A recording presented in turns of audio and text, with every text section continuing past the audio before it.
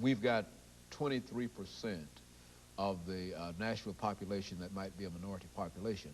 Why is it that you have to convince advertisers that I mean, is there something that they don't believe about your market or what? I mean, do they not understand that what 23% is of 100? No, they don't, and they don't really work to understand the dynamics within the black community, how the spending patterns are, how they're, you know, there's not just one group of black people, that they're educators like yourself, they're skilled blue-collar workers.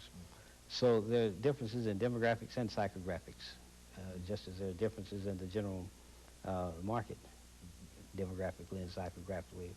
So they're slow to grasp that. You know, they think that everybody's poor, that nobody can afford to buy Mercedes, that the few that do can be captured through the major medium. Maybe they can, but repetitions are repetitions. When you talk about gross rating points, it doesn't matter how you get those gross rating points, whether it be through 3 different television stations, 1 television station, black medium. So we have to show them where we can deliver those gross rating points the same as any other medium.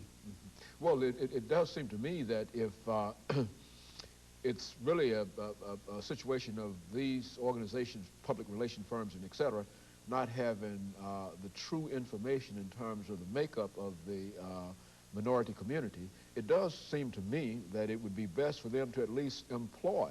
I mean, when you talk about affirmative action and you say all public relation firms ought to have minorities, that's primarily for their own benefit, is it not? I mean, there's only one black person in a media buying position that I know of in the city with any of the agencies. With any of the agencies, and any agency that can understand the importance and the dynamics of that can probably do land office business. Oh, yes. They would be doing their client a service.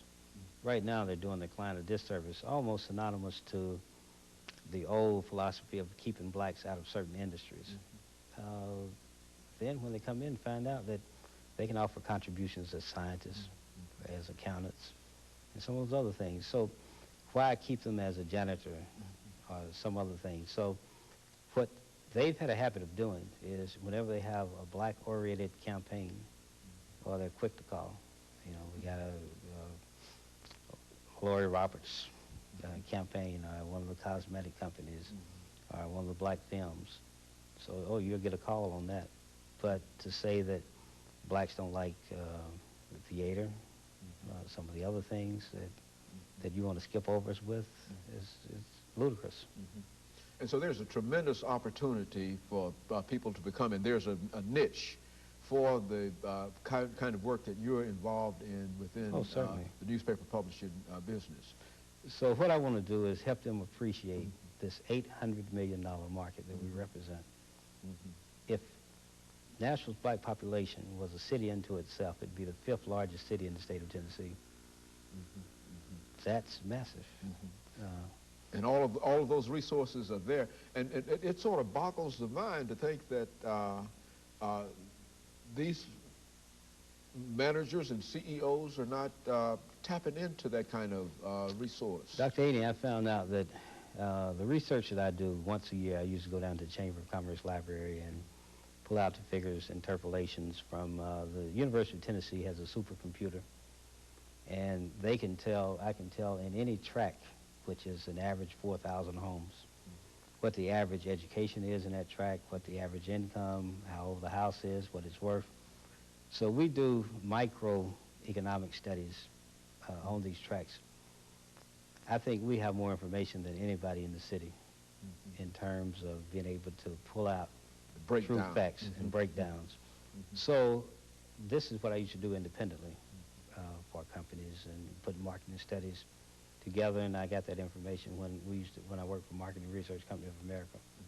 We did work like this, so it's given me, I guess, a good foundation in being able to convince people that it makes good sense. You know, people make the best advertising decisions when products are displayed in mediums that's friendly to the product and friendly to the people.